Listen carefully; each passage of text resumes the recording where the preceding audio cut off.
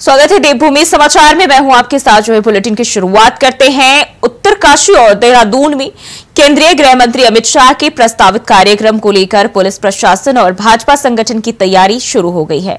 हालांकि अभी गृह मंत्री अमित शाह का उत्तराखंड दौरा प्रस्तावित है, लेकिन गृह मंत्री के दौरे को लेकर कहीं ना कहीं उत्तराखंड भाजपा अपनी तैयारी को अंतिम रूप देने में लगी हुई है। भाजपा प्रदेश महामंत्री आदित्य कोठारी का कहना है कि गृह मंत्री अमित शाह 13 अक्टूबर को एक दिन का उत्तराखंड दौरा उनका प्रस्तावित है, जहां उत्तरकाशी में वाइब्रेंट विलेज के कार्यक्रमों और वहां चल रही योजनाओं की जानकारी लेंगे और देहरादून में नए कानून और साइबर क्राइम की चुनौतियों पर चर्चा करेंगे। अभी आदरणीय गृह मंत्री अमित शाह जी के कार्यक्रम की सूचना समाचार पत्रों के माध्यम से मुझे मिली है। ऑथेंटिक कार्यक्रम की उनकी प्रतीक्षा है और जानकारी मिली है वो वाइब्रेंट विलेज है उत्तरकाशी जिले में, वहां वो जाकर के भ्रमण करना चाहते हैं, ऐसा है। और एक बैठक उनकी देहरादून में रहेगी और विधिवत कार्यक्रम जब उसका आएगा तो उस हिसाब से फिर बात। और उत्तराखंड किसान मोर्चा अपनी कई सूत्रीय मांगों को लेकर आज डीएम कार्यालय का घेराव कर रहे हैं और इस घेराव का कारण यूपीसीएल द्वारा लगाए जा रहे स्मार्ट मीटर का विरोध, इकबालपुर शुगर मिल का बकाया किसानों के गन्ने का भुगतान सहित कई मांगों को लेकर विरोध प्रदर्शन कर रहे हैं। उत्तराखंड किसान मोर्चा के राष्ट्रीय अध्यक्ष गुलशन रोड और जिला अध्यक्ष महकर सिंह की अध्यक्षता में हजारों किसान डीएम कार्यालय में धरना दे रहे हैं। आपको बता दें, अभी तक कोई अधिकारी प्रदर्शन स्थल पर नहीं पहुंचे जिसे किसान ज्ञापन सौंप सके। तो मांगे पूरी ना होने तक विरोध प्रदर्शन जारी रहेगा, ऐसा किसानों की ओर से कहा जा रहा है। और डीएम कार्यालय पर किसानों की ओर से ये धरना प्रदर्शन 5 सूत्रीय मांगों को लेकर किसान धरना प्रदर्शन कर रहे हैं। तो पूरा किसान मोर्चा यूपीसीएल के स्मार्ट मीटर का विरोध कर रहे हैं और इसी को लेकर यह धरना प्रदर्शन डीएम कार्यालय के घेराव को लेकर बताया जा रहा है। ये किसान कार्यालय का घेराव करेंगे और सरकार को चेतावनी भी दी है कि अगर मांग पूरी नहीं होती है तो प्रदर्शन यूं ही जारी रहेगा।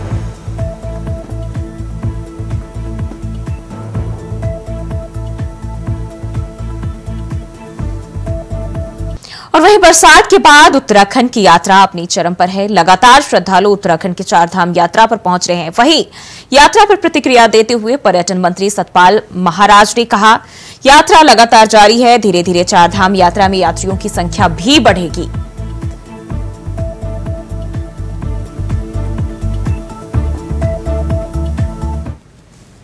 रफ्तार पकड़ रही है। इस समय हमने कोई रजिस्ट्रेशन कंपलसरी नहीं किया है।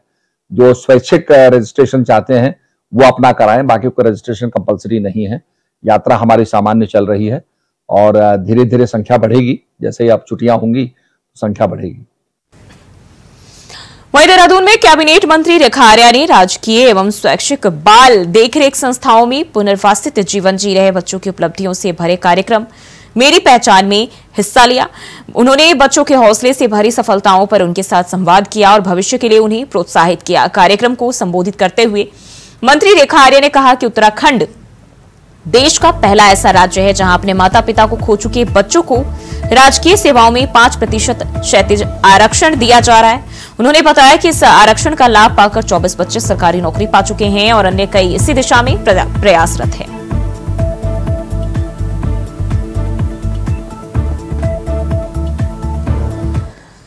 विभाग के माध्यम से आज मेरी पहचान कार्यक्रम आयोजित किया गया है। निश्चित रूप से इस कार्यक्रम में ऐसे बच्चे जिन्होंने जो कि चाहे वो कोविड के समय अनाथ हो गए हों या ऐसे बच्चे जो कि हमारे राजकीय संस्थाओं में ना रहते हों लेकिन सामान्य जीवन में अपने माता पिता को खो चुके हों, वो किसी भी प्रकार से ऐसे बच्चे जो कि जिनके अभिभावक उनके सिर माथे पे ना हो, तो ऐसे बच्चों ने अपने जीवन में जिन संघर्षों को सामना करते हुए जिन्होंने उपलब्धियां हासिल करी, जिसमें सरकार का या महिला कल्याण विभाग का एक विशेष जिम्मेदारी कि उनको 5% आरक्षण देना या उनके लिए मुफ्त राशन की व्यवस्था देना या उनके लिए मुफ्त शिक्षा का व्यवस्था देना या उच्च शिक्षा का व्यवस्था देना इत्यादि इत्यादि प्रावधानों के तहत उन बच्चों को जो मदद मिले और उस मदद से जो उन्होंने आज जीवन में अपनी पहचान बनाई है, आज उसका उत्सव मनाने का कार्यक्रम था। आज उन सभी बच्चों ने अपने अपने जीवन के उद्गार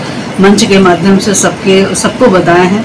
निश्चित रूप से ये अपने आप में ऐतिहासिक कार्यक्रम रहा। और मुख्यमंत्री पुष्कर सिंह धामी की केदारनाथ को लेकर की गई घोषणाओं पर कांग्रेस ने पलटवार किया। कांग्रेस प्रदेश अध्यक्ष करण माहरा ने आरोप लगाया कि केदारनाथ का उपचुनाव बीजेपी को अपने हाथों से खिसकता नजर आ रहा है, तो सरकार ने वहां सरकारी खजाने का पिटारा ही खोल दिया। जब केदारनाथ में आपदा आई थी तो जान का खतरा देखकर भाजपा का कोई भी मंत्री और विधायक वहां के लोगों का दुख बांटने नहीं गए। कांग्रेस प्रदेश अध्यक्ष ने कहा कि रही घोषणाओं की बात, तो अभी भी मुख्यमंत्री की 350 से अधिक ऐसी घोषणाएं हैं, वो सिर्फ मैनिफेस्टो में ही रह गया। सरकार भले कितनी भी कोरी घोषणाएं कर दे केदारनाथ के लिए, लेकिन जनता अभी उन मुद्दों को नहीं भूली है जिन पर भाजपा ने चुप्पी साधी हुई है और जिनको लेकर वहां के स्थानीय निवासियों को आघात लगा है। और जिस तरह की घटनाएं घट रही हैं बलात्कार में, मैक्सिमम लोग जो हैं भारतीय जनता पार्टी के ही पदाधिकारी सामने आ रहे हैं, चाहे वो पेपर लीक है उनमें उन्हीं के कार्यकर्ता सामने आ रहे हैं। और अभी 2 उपचुनाव हमने इसी वजह से जीते हुए कि माहौल है। और केदारनाथ में जिस तरीके से बीजेपी अपना डर दिखा रही है, 5 मंत्रियों की ड्यूटी लगा दी है, 38 करोड़ से 38 योजनाओं से ज़्यादा की घोषणा मुख्यमंत्री कर चुके हैं पिछले 2 दौरों में, तो हम समझ रहे हैं कि क्या हालत है। और हमारी अपनी जनता से अलग तरीके की अपीलें हैं, जैसे वहाँ हमने जब इनके 5 मंत्री गए तो हमने उनके विभागवार क्वेश्चंस कराने शुरू किए पब्लिक से, तो मंत्री उल्टे पांव भागे और जवाब नहीं दे पाए कि 2.5 साल में आपने केदारनाथ के लिए क्या किया। और हम वही मुख्यमंत्री से भी कह रहे हैं कि सैला रानी के रहते हुए आपने ये 38 जो कामों की घोषणा की है, ये उस समय प्रारंभ क्यों नहीं हुए, और चुनाव देखते हुए ये बरसाती मेढक सामने क्यों आया है। और मुझे लगता है बीजेपी की जो रणनीति रहती है वो हमेशा ये रही है, चुनावों के रिजल्ट आने के बाद ये घोषणाएं कहीं दिखाई भी नहीं देंगी। और देहरादून के जिलाधिकारी सविल बंसल ने राजपुर रोड पर बहल के चौक के पास स्थित विदेशी शराब की दुकान को 15 दिन के लिए निलंबित किया। बाकायदा तालों पर सील लगाकर इसे बंद भी कर दिया गया था, लेकिन शाम को स्टे ऑर्डर लेकर जो है दुकान खोले जाने लगी। और इसकी भनक लगते ही कांग्रेस नेता सुनीता प्रकाश आसपास की महिलाओं के साथ दुकान के बाहर पहुंची। उनके विरोध करने पर शराब की दुकानों के ताले नहीं खुलने दिए।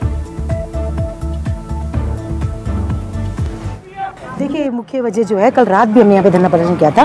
डीएम साहब ने आदेश किए, ये दुकान बिल्कुल नियमों के विरुद्ध खुली हुई है। यहाँ पे सबसे पहला जो मुद्दा है यहाँ से दुकान हटने का, वो है कि ये जीजाईसी इंटर कॉलेज के बिल्कुल सामने है, जो एक बहुत बड़ा मुद्दा है यहाँ पे। जहाँ ये आपके जो आबकारी की जो नियम है, वो भी ये कहते हैं कि स्कूल के आसपास दुकान नहीं खोल सकते। ठीक है, हम डीएम साहब, क्षेत्र की जनता जो है डीएम साहब के पास गई अपनी इस समस्या को लेकर के। हम डीएम साहब का धन्यवाद इसलिए करेंगे कि हमने बड़े प्रमुखता से सुना, गंभीरता से सुना, और बहुत ही शीघ्र उन्होंने सदर एसडीएम को भेज करके यहाँ कार्रवाई की, जिसमें बहुत सारी अनियमितता पाई गई। प्लास्टिक के गिलास, नमकीन, बिस्किट, नीचे गंदगी, और कैंटीन खुली पाई गई जो रात रात तक चलती है। इनका 11 बजे तक का लाइसेंस है कि पिलाने का, लेकिन रात भर खुली रहती है कैंटीन। उसके खिलाफ जो है, उसके विरुद्ध जो है डीएम साहब ने आदेश किए कि इस कैंटीन को 15 दिन के लिए इसका जो लाइसेंस है निलंबित किया जाए। और देहरादून के रामल्ला बिल्डिंग के एक रेस्टोरेंट में तंदूरी रोटी पर थूकने का मामला सामने आया है। मौके पर पहुंची पुलिस अब मामले की जांच में जुट गई है। फिलहाल जिस तरह से एक कारीगर दुकान में रोटी को सेकने से पहले थूकता नजर आ रहा है, उसका वीडियो सामने आया है। उसको लेकर तरह तरह की चर्चाएं भी चल रही है। पुलिस मामले की जांच में जुटी हुई है। पुलिस ने दुकान के सीसीटीवी कैमरे, डीवीआर को भी अपने कब्जे में ले लिया है। आपको बता दें कि राजधानी देहरादून में इनामुल्ला बिल्डिंग के पास का यह रेस्टोरेंट है, जहां यह मामला सामने आया है।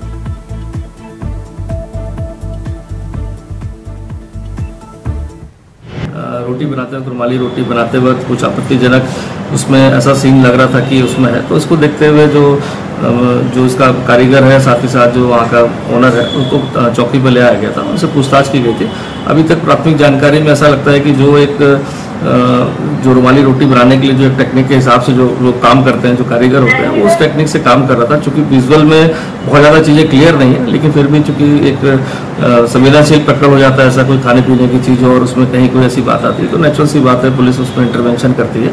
और शिकायत आई है, तो शिकायत जिस तरह के सोशल मीडिया पर वीडियो आया, मतलब कहा जाए शिकायत के रूप में, तो उसको वेरीफाई किया जा रहा है। और रुकते हैं एक छोटे से ब्रेक के लिए, फौरन हाजिर होते हैं।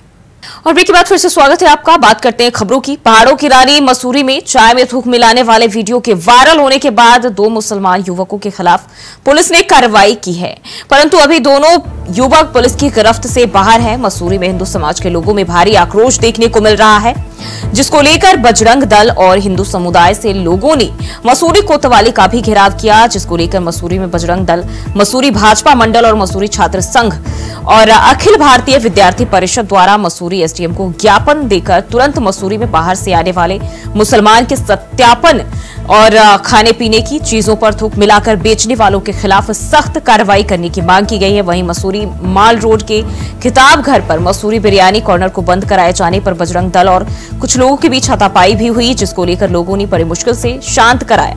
वहीं बजरंग दल के लोगों ने जो है अब बिरयानी वाले मामले पर जो है अपनी मांग तेज कर दी है और वहीं दुकानों को भी बंद कराया गया है, जिसको लेकर कई गुटों में आपस में झड़प भी हुई।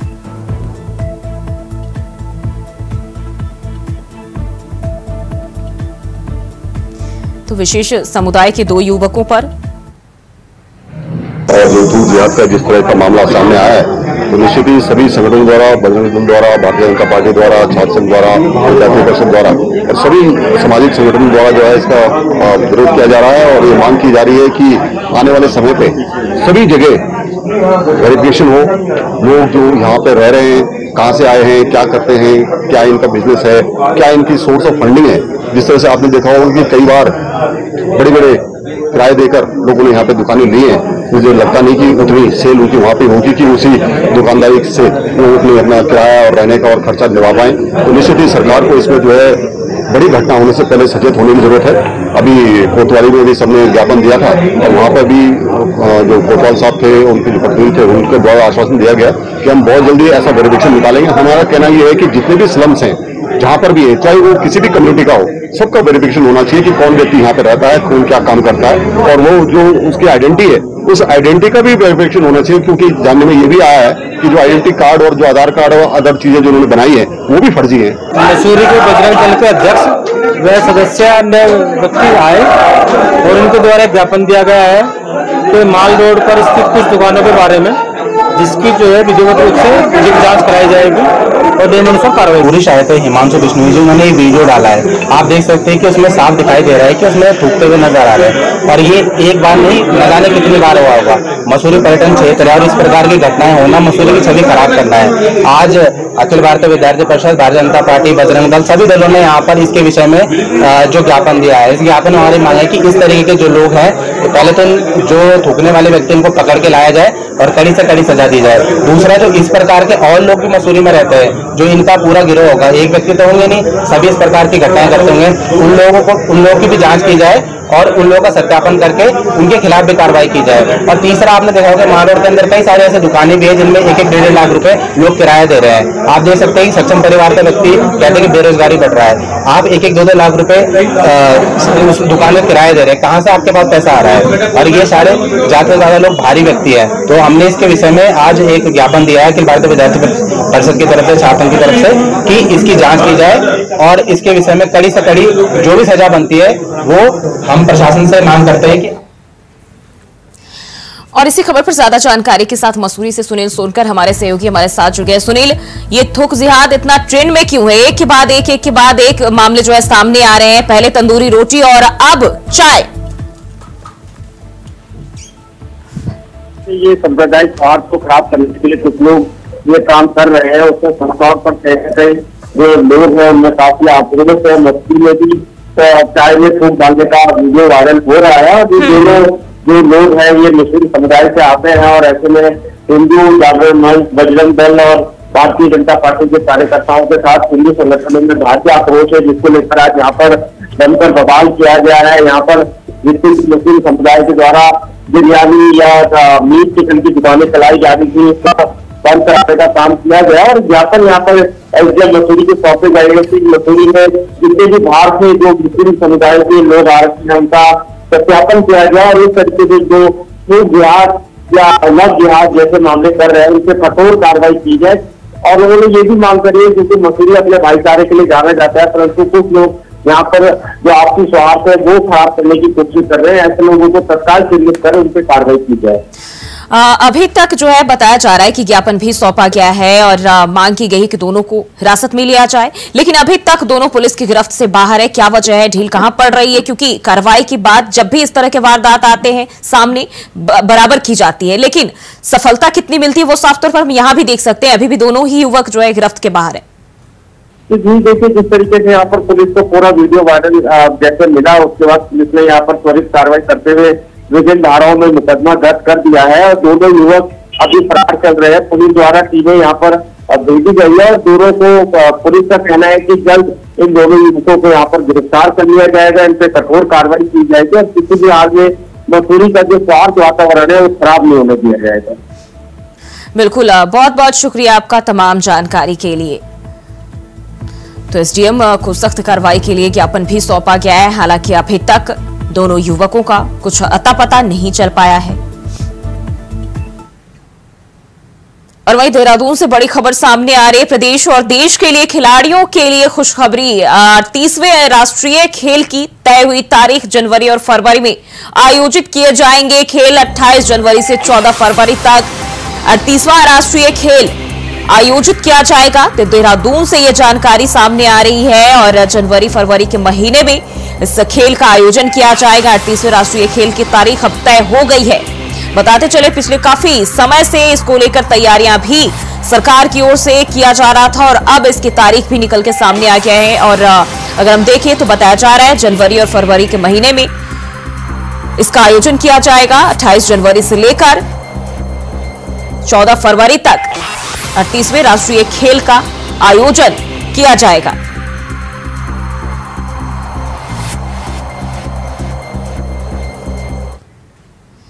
बढ़ते आगे, नीलकंठ ट्रैक पर 4 विदेशी पर्यटक फंस गए। थाना बद्रीनाथ ने एसडीआरएफ की टीम को इसकी जानकारी दी। सूचना पर एसडीआरएफ टीम पोस्ट बद्रीनाथ से रेस्क्यू के लिए तुरंत घटनास्थल पहुंची। एसडीआरएफ टीम ने स्थानीय पुलिस के साथ मिलकर ट्रैकर्स की सर्चिंग शुरू कर दी और रात के अंधेरे में गहन सर्चिंग अभियान भी चलाया गया। कड़ी मशक्कत के बाद सभी विदेशी पर्यटकों को बचा लिया गया। विदेशी पर्यटकों का रेस्क्यू किए जाने के लिए एसडीआरएफ की टीम और स्थानीय पुलिस की सराहना भी की गई।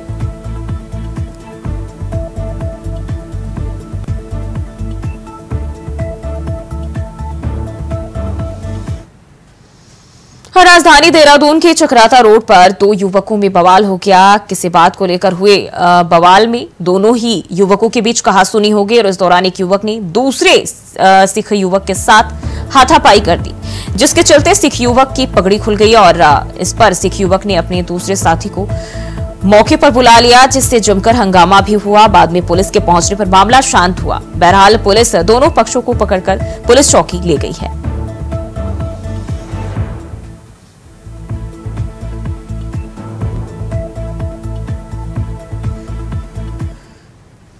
और मसूरी नगर पालिका परिषद के क्षेत्र के अंतर्गत आने वाले 19 गिरासू भवनों को राष्ट्रीय हरित अधिकरण यानी एनजीटी के निर्देशों के बाद ध्वस्तीकरण करने की कार्रवाई नगर पालिका प्रशासन ने शुरू कर दी है, जिसको लेकर नगर पालिका प्रशासन ने सभी 19 गिरासू भवनों के स्वामी को 7 दिन का नोटिस देकर गिरासू भवन को ध्वस्त करने के निर्देश दिए हैं और 7 दिनों के बाद नगर पालिका प्रशासन स्वयं गिरासू भवनों को ध्वस्तीकरण करने की कार्रवाई शुरू करेगा और ध्वस्तीकरण करने में आने वाला खर्च भी गिरासू भवन के मालिकों से लिया जाएगा।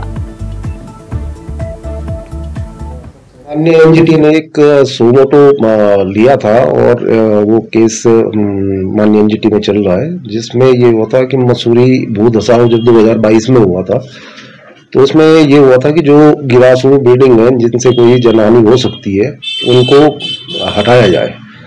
तो ये 2021-22 में सर्वे हुआ था जिसमें 19 बिल्डिंगें चिन्हित हुई थी। इन बिल्डिंगों को हटाने के लिए सीबीआरआई ने इनकी जांच करी, एमडीडी द्वारा जांच करवाएगी। सीबीआरआई ने अपनी रिपोर्ट दी, उसके बाद प्रमुख सचिव महोदय निर्देश दिए इनको तत्काल हटाया जाए। तो उसी संबंध में 1 सप्ताह का नोटिस इनको दिया गया है कि ये स्वयं हटा ले या नगर पालिका और प्रशासन इसको हटाएंगे और उस पर जो दिया जाएगा वो उनसे वसूल। और पैगंबर मोहम्मद के खिलाफ कथित तौर पर आपत्तिजनक टिप्पणी के लिए यति नरसिंहानंद पर कार्रवाई कराने और गिरफ्तारी की मांग को लेकर जमीयत उलेमाए उत्तराखंड के पदाधिकारियों और हरिद्वार की मुअज्जिज लोगों की ओर से हरिद्वार के जिला अधिकारी और एसएसपी को राष्ट्रपति के नाम एक ज्ञापन सौंपा गया, जिसमें यति नरसिंहानंद के खिलाफ कड़ी कार्रवाई, धर्मगुरु या पैगंबर पर टिप्पणी को लेकर देश में कड़ा कानून बनाए जाने की मांग की। साथ ही हरिद्वार में पिछली बार दी गई हेट स्पीच के मामले में दर्ज हुए मुकदमे में जेल जाने के बाद यति को सुप्रीम कोर्ट से सशर्त मिली जमानत को खारिज कर जेल भेजने की मांग भी की गई है। जमीयतुल उलमा उत्तराखंड और जिला हरिद्वार के कार्यकर्ता हैं जमीयतुल उलमा के, इन्होंने वरिष्ठ पुलिस अधीक्षक के यहाँ ये ज्ञापन दिया है कि इससे पहले यति नरसिंहानंद जो डासना गाजियाबाद के रहने वाले हैं, इन्होंने हरिद्वार में ही हजूर सल्लल्लाहु अलैहि वसल्लम के खिलाफ आपत्तिजनक अल्फाज कहे थे, जिसके तहत वो जेल गए थे और 17 फरवरी 2022 को सुप्रीम कोर्ट के निर्देशन पर इनकी जमानत यहीं से हुई थी, इस शर्त के साथ कि मैं आइंदा इस तरह की कोई बयानबाजी नहीं करूंगा जो किसी धर्म को आहत करने वाली हो।